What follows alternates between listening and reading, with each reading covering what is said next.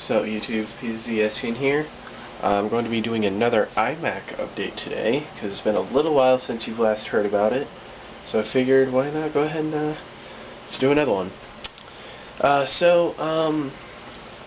Really not a whole lot has changed since my last one, which I made kind of towards the beginning of the summer. And this is literally like the very end of the summer. And yeah, not a whole lot has happened. Really the only things that have happened that are different about it are just the fact that I have new peripherals for it, like the remote, which I actually believe I might have mentioned in my last one. I also did get the Magic Mouse for it.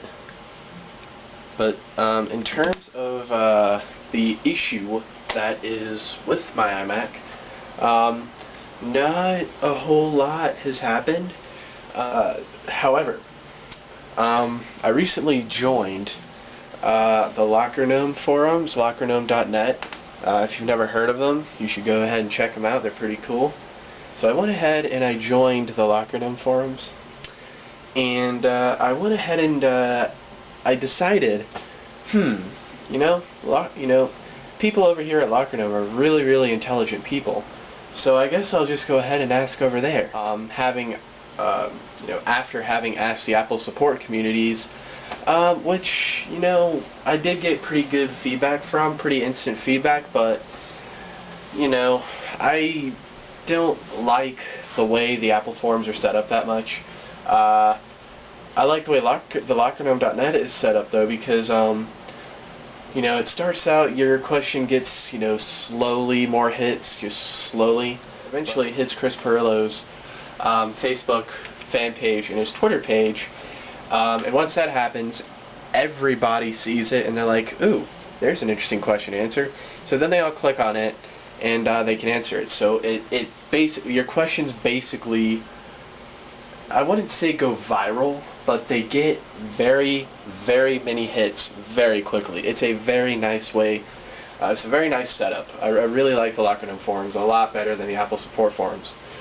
So, the first time I asked about it, I basically just copied and pasted the question I asked on the Apple forums. And by the way, these links will be in the description in case you're wondering.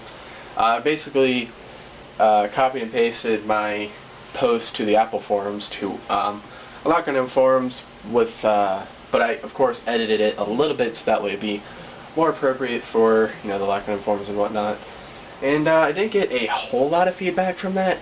But then I decided maybe I should ask this question again, but instead of explaining it in text, I'll just make a YouTube video about it and include that in the post, and I'll explain everything in the YouTube video. So that is exactly what I did, and I got a lot of feedback. So because of that little decision I made, I'm sorry about how long it took me to get to this, but several people have posted comments to that video suggesting possible problem. One person did take note that it seems to be caused by heat, which I would agree to. It is indeed caused by heat. Someone else said it could be an argument with the drivers of the graphics card and photo booth, because photo booth is what caused it to crash. But photo booth is not the only cause of the problem. It can happen spontaneously. I don't even have to be in something as graphic intensive as photo booth. But I got at least one or two people who had suggested maybe it's a bad power supply. And this would make sense, because the graphics card in here, in my first few iMac updates, I wasn't really happy with the graphics card in there. I'd said, it's one of those cheapo generic graphics cards, that fails pretty quickly.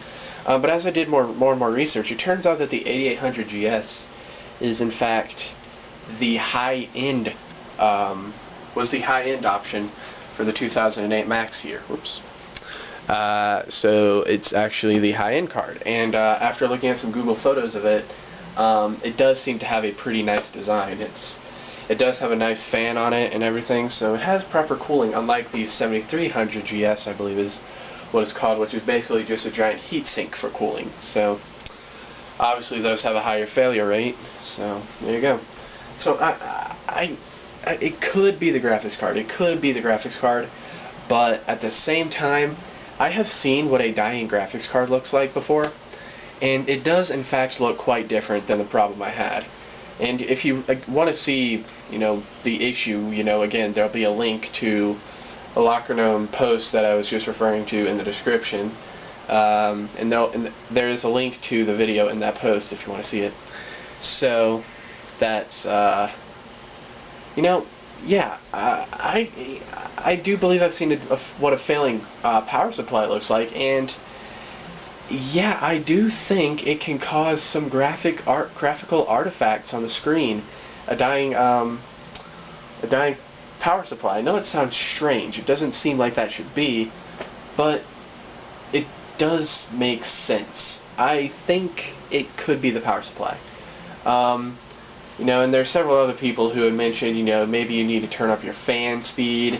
I have tried speed fan. It doesn't help at all. In fact, I deleted speed fan because my fans got out of control once, and I didn't like that at all. In fact, the computer wouldn't even boot because of how fast the fans are going. I turned them up way too much, which I know I shouldn't have done, but I was just experimenting with it, and that caused some issues. Luckily, though, all I had to do to reset the fan speed was to unplug the computer from the wall and then plug it back in, which I didn't really think would do anything, but it did. So then I was able to go back in and lower the fan speed, and then I just deleted the program and let the computer take care of it itself with its own logic and such. So yeah, that's basically it. And so eventually I will investigate this further. I might consider either taking it into a shop to have it repaired on. Maybe I'll do it myself, I don't know, but I really think it could be the graphics card. Now here is something else that is good for this situation. This is actually about this upcoming school year, which is actually starting in 2 days, which is ridiculous and absurd, I know. I mean, it really seems like it's been way too fast, but yes, in 2 days I start school. But this upcoming school year, I'm actually taking 3 computer classes. Now, the first 2 that I'm taking, which is networking and technology advanced studies, will probably not help at all in determining this problem. And the thing is that I'm taking those classes this semester. I'm taking them first semester. But second semester, I'm taking CET2, which is Computer Engineering Tech 2. Now, I've already taken Computer Engineering Tech 1, and that was a very simple class. It was basically, a lot of review. I had already known a lot of the stuff in that class, so I mean, it was just a nice little class. It was a nice relaxing class because I already knew a lot of the stuff. Learned stuff, obviously. It was indeed a challenge. It wasn't like kick back, relax class, because it was. I learned a lot of stuff, but it was still most of it was a review for me. So CET2, I'm going to be getting into more advanced stuff, and hopefully this will allow me to diagnose the issue more. So hopefully by the end of second semester, I will have this thing. I'll at least be able to fix it. I'll at least be able to determine what the issue is and get it fixed and such. So hopefully that will work out. I'm not sure, though. We will have to wait and see. I do not believe there's a Computer Engineering Tech 3 class. I think there's only 2 of them, so we'll have to wait and see about that. By the way, in case you're wondering, Technology Advanced Studies is actually a programming class, which I will actually be learning a little bit of Unix in. And if you don't know what Unix is, that is what the Mac OS is based off of. So, maybe I'll take back what I said, that these first 2 classes will not help me in determining the problem with this, because maybe I'll learn some Unix commands that I could actually use, that I could actually put into the terminal, and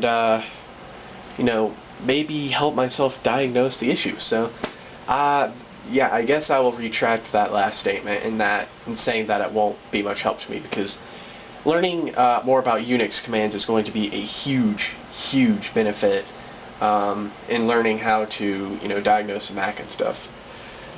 So that is that. Now, let me go ahead and turn it on. I'm actually going to boot it up into a mode called safe mode. I think I've talked about this before, but basically, and I've actually got the keyboard right here. Basically what you do when you boot it up, as the bong is happening, you want to press and hold shift like that, and then it'll go into safe mode. So let's go and give this a shot, see if I can do it.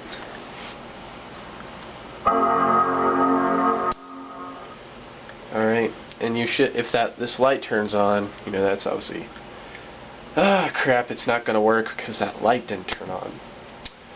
I really hate wireless keyboards right now. Oh well. Alright, so it's gonna boot normally, and then instantly shut it down, but I just thought I'd give you guys a boot for whatnot. See, now the light's on, but it's too late, because now it's almost done booting. It's gonna actually load up macOS right now. And it didn't even try to go in safe mode, so. That's not what we wanted at all. Oh crap, Magic Mouse is impaired. Come on, hurry! We have no time. Click. Alright. Swear, wireless keyboards 1, 2, 5. We're gonna press this button so it lights up and knows that it's ready.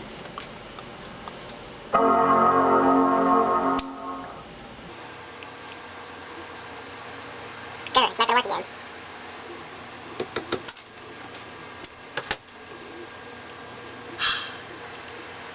Next purchase I'm making is for a Apple wired keyboard.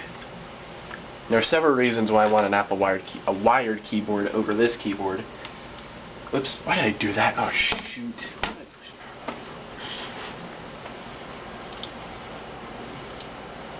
it? Putting it to sleep. Oh no, no, no, no, no, no, no, no.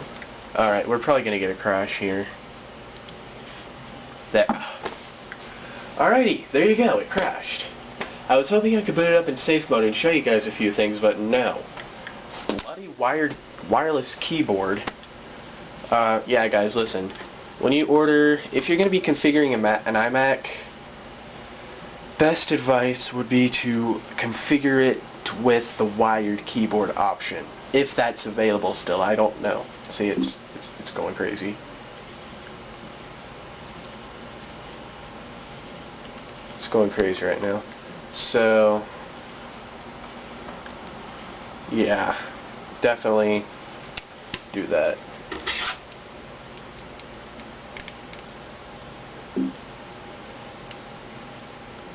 This will freak it out. I just opened up front row. Oh well. Time to shut it down. At least I gave you guys an update, so there you guys go. It's the friggin' fact that I pushed the sleep button. Oh, come on, turn it off.